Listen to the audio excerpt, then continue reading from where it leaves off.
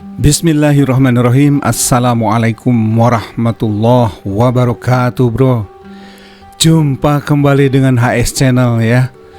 Seperti biasa, bro, semoga sehat selalu, sehat yang manfaat, sehat yang penuh berkah, dan selalu diluaskan rezekinya oleh Allah Subhanahu wa ta'ala untuk bro bersama keluarga di sana dan kita semua, amin ya rabbal alamin. Kali ini pandangan kita coba alihkan ke sebuah berita. Ini sebetulnya beritanya kemarin ya, 2 hari yang lalu ya. 2 hari yang lalu, betul ya. Itu ada berita pendek yang cukup menarik ya. Kenapa menarik? Karena sependek pengetahuan saya ya, elektabilitas pasangan Amin ini, yaitu yang diusung oleh Koalisi Perubahan untuk Persatuan, Amin, Anies Baswedan, Caimin ya, itu rendah ya, bahkan ya memang paling bontot ya. Apalagi kalau sedikit coba kita ini ya, ada berita dari mana nih, kalau nggak salah CNBC ya. Nih CNBC ini melaporkan, walaupun ini udah beberapa waktu yang lalu ya, dari 30 survei terbaru Capres 2024 ya, antara Ganjar, Anies, Prabowo, itu kalau dilihat Anies atau ya baca pres Anies ini paling rendah ya, bahkan terpaut cukup jauh. Apalagi kalau dibanding dengan Prabowo, ini menurut LSN ya, Lembaga Survei Nasional. 30 ini bro, ke bawah ini. Nah umumnya setelah saya baca ya, umumnya Anies nih ya dalam hal ini ya, karena waktu itu belum ada Caimin sepertinya ya. Ini paling bontot ya, ada yang sangat rendah sekali ya, bahkan ya 12% kurang lebih. Ini 15%, di bawah ada 12%, jauh banget ya. 13% tuh ya. Nah, dari yang dilaporkan kumparan ini ya cukup mengejutkan ya, bagi kita semua ya. Sebelumnya juga Caimin pernah mengungkapkan kalau lembaga survei internalnya memenangkan. Ini kita harus paham ya, kalau lembaga survei internal biasanya lebih jujur. Kenapa? Karena biasanya yang internal itu sebetulnya tidak diekspos ya, nggak tahu di Caimin sampaikan ya bocorannya. Kalau pasangan Amin ini menang ya, tidak seperti yang disampaikan oleh lembaga survei yang getol ya, getol akhir-akhir ini melaporkan hasil surveinya. Cuman jujur saja bro, begini, kalau saya itu tidak mempercayai lembaga survei hampir sama sekali ya. Karena berdasarkan beberapa pengamatan, lembaga survei ini kan ada bohirnya ya, ada yang membiayai ya, dan yang biasanya yang membiayai itu yang memesan ya. Dan logis sekali, kalau yang memesannya si A ya lembaga surveinya tentunya akan memenangkan si A, begitu ya. Tetapi biasanya kalau parpol itu memiliki lembaga survei internal ya, biasanya itu untuk evaluasi dan tidak diekspos biasanya. Tapi ini nggak tahu nih, Caimin ekspos secara di permukaannya saja sih sebenarnya ya, bahwa seperti yang dilaporkan lembaga survei yang lain itu, menurut Caimin ya itu tergantung yang memesan katanya ya. Tapi dalam hal ini saya setuju ya. Ini lepas daripada, bukan berarti kemudian saya juga terjebak dengan mempercayai lembaga survei internal yang dilakukan oleh pasangan Amin ya. Ini juga harus betul-betul kita selektif. Hanya saja begini bro, kalau saya sih menganggap lembaga survei bayaran yang cenderung akan memenangkan bohirnya atau siapa yang membiayainya, itu khawatir ini mengelabui rakyat ya, terutama yang ya mungkin kalau kita yang well educated ya, mungkin bisa menyaring ya, punya filter. Tetapi bagi mereka yang langsung menelan bulat-bulat hasil lembaga survei ini, akan mudah tergiring opininya. Nah, kita juga paham lah, lembaga survei itu tugasnya salah satunya adalah, ini salah satunya ya, menggiring opini. Hanya di mata saya ya, dan ini pendapat saya ya, pendapat saya khawatir penggiringan opini ini cenderung kesananya tuh ya penipuan juga ya, mengelabui rakyat. Karena yang terpilih nanti bukan lagi yang sebenarnya yang betul-betul diinginkan oleh rakyat, yang betul-betul mengusung semangat mensejahterakan rakyat yang lebih berkeadilan ya, begitu, dan mengusung penguatan demokrasi di negeri ini yang menurut indeks internasional ini kita merosot terus ya, indeks demokrasinya ya. Nah, coba kita baca saja bro, sambil ya ini pendek sekali kok ya beritanya, ya kita sih cermati dan supaya juga tidak terjebak oleh siapapun lah lembaga surveinya ya, termasuk ya yang baru-baru ini juga di expose, yaitu dari Polmark ya, yang digawangi oleh E.F. Saifullah Patah. E.F. Saifullah Patah ini sering diminta untuk PKB ya, untuk melakukan survei internal. Biasanya memang tidak diekspos ya. Hanya kita nggak apa-apa lah, kita coba lihat saja nih apa yang dilaporkan oleh Kumparan News pada 27 September 2023, 2 hari yang lalu ya. Ini beritanya baru saya temukan. Oke ya, saya bacakan ya bro, pendek kok. Tren penguatan elektabilitas pasangan bakal capres-cawapres Anies Baswedan Muhaimin Iskandar atau Amin diproyeksikan terus berlanjut, terutama saat memasuki masa kampanye. Ini trennya ya. Ya kita sebut ini tren ya, ingat ya, ini tren ya.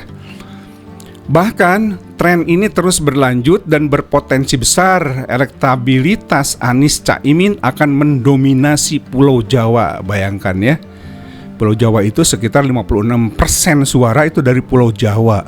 Jadi kalau misalnya itu dikuasai oleh pasangan Amin ini ya cukup aman ya.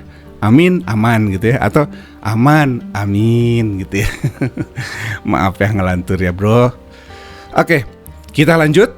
Hasil beberapa survei terbaru menunjukkan bahwa tren di mana Anies tak terbendung menggerus suara kandidat lainnya, khususnya Prabowo, kata Direktur Eksekutif Politika Research and Consulting RRC Rio Prayogo.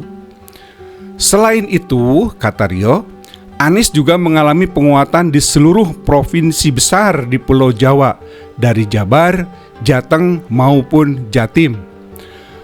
Pada saat bersamaan, Ganjar Prabowo mengalami pelemahan di Jateng dan Prabowo mengalami pelemahan di Jabar dan Jatim.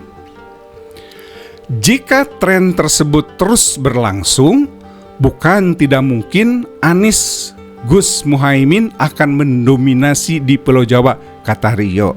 Jadi ini jika tren tersebut terus berlangsung, bukan tidak mungkin Anies Gus Muhaimin ini akan mendominasi Pulau Jawa. Dia menambahkan, strategi koalisi perubahan mengakuisisi PKB merupakan langkah strategis dan masif yang terbukti berhasil menaikkan elektabilitas Anies Baswedan. Pasangan Anies Caimin atau Amin telah dideklarasikan pada 2 September 2023 dan siap untuk mendaftarkan ke KPU.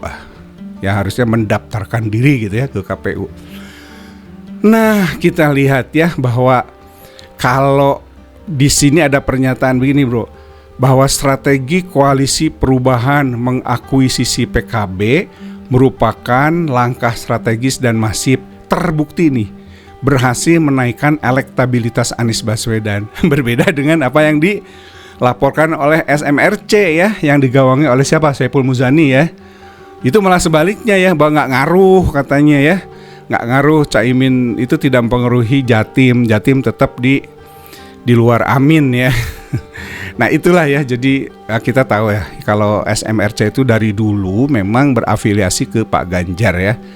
Kita tidak menuduh yang lain ya, maksudnya kita tidak ini berarti karena bohirnya dari kelompok itu, maka ya itu silakanlah, terserah ya.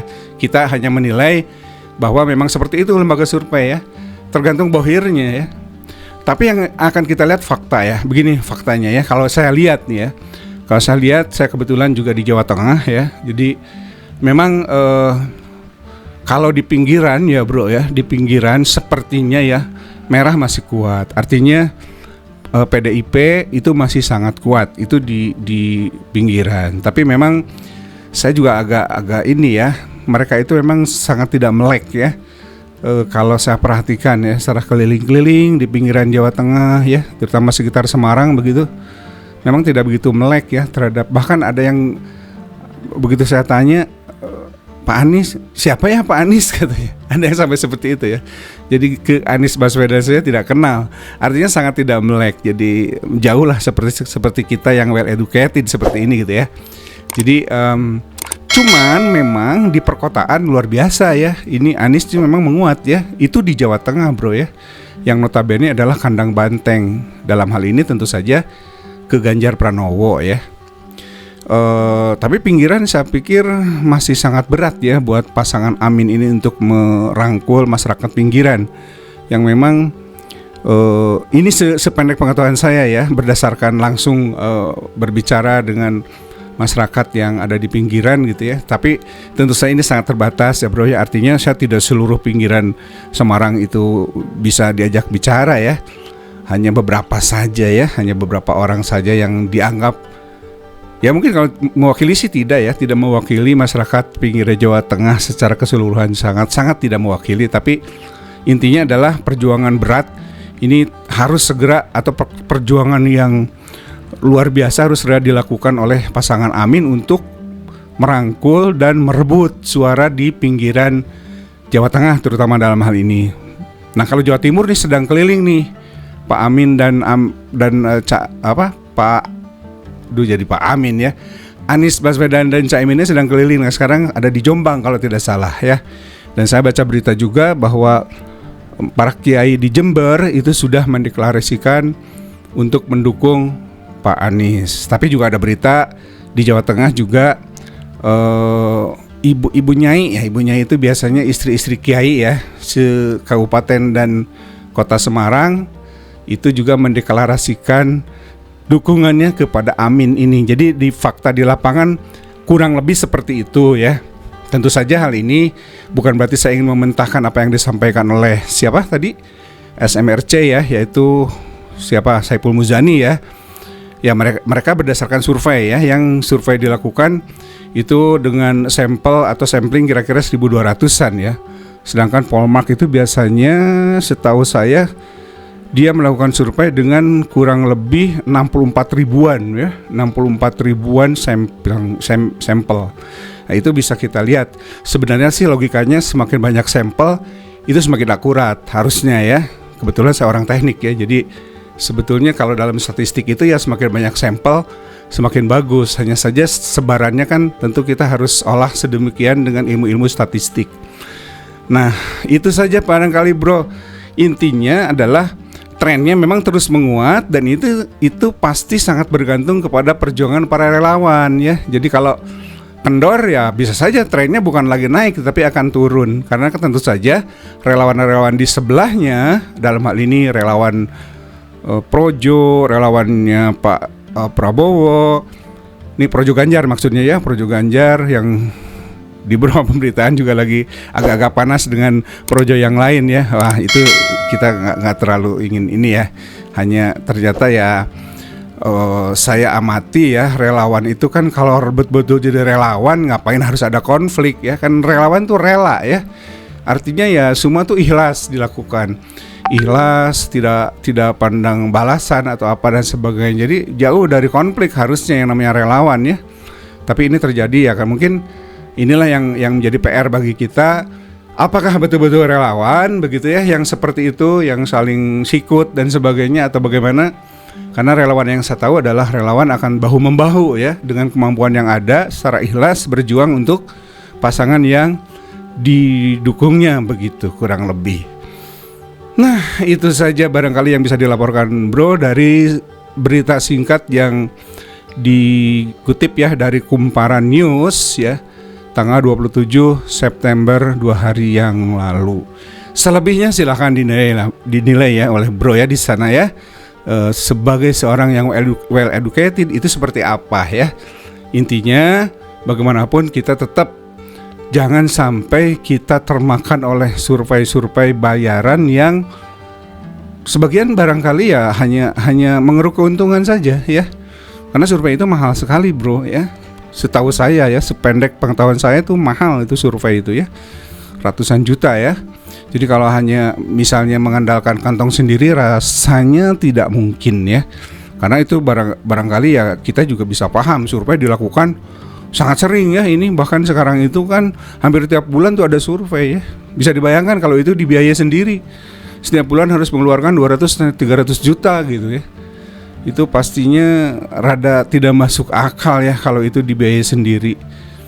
Nah itu sajalah barangkali sebagai informasi, semoga menjadi informasi yang membuat kita bisa lebih cerdas lagi ya dalam menyikapi lembaga-lembaga survei siapapun lah. Saya tidak memilah-milah, termasuk Polmark ya. Saya hanya menyampaikan berita, silahkan dinilai, dan itu semua yang saya sampaikan adalah pendapat saya ya. Tentu saya bisa salah. Demikian bro, semoga seperti yang saya sampaikan di awal tadi, bro di sana selalu sehat walafiat, bersama keluarga, dimurahkan rezekinya kita semua ya. Dan yang terpenting adalah kesehatan yang utama atau rezeki sehat yang utama. Aku qauli hadza wa astaghfirullah li wa lakum. Wassalamualaikum warahmatullahi wabarakatuh.